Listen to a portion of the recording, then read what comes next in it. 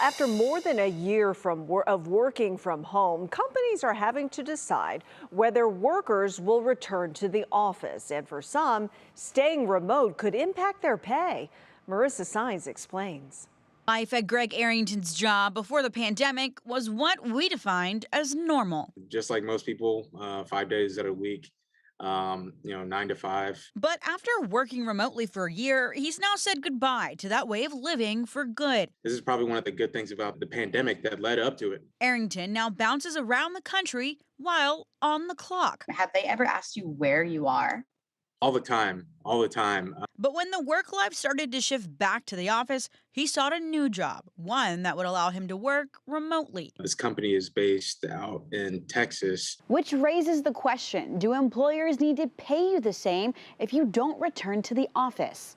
I had to negotiate that, and they were willing to comply. For Arrington, no pay cut was required, but surveys online, like the survey of working arrangements and attitudes, shows that some are willing to take pay cuts, as much as 30 grand to stay home. This job market is going to be exceptionally tough for top tier talent.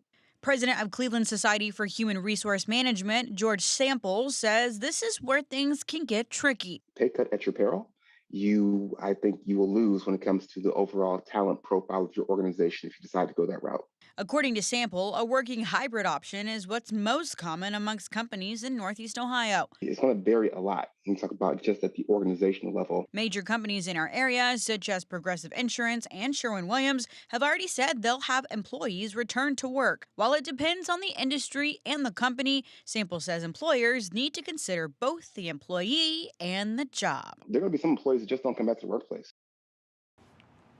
Yeah, Sample's also been telling me that he's been talking to people who are applying for jobs who are simply turning down offers because companies are requiring that they be in the office 4 out of 5 days of the week. Lena, for many of us, working in pajamas was nice while it lasted, but now we're back to Spanx and pantsuits. Well, if you didn't see a full shot of Matt Wentz, you would think he'd be in jeans or shorts. But, just for those not at tonight. home, believe it, he is. Right. Thanks so cherry much. juice. All right. Thanks so much, Marissa.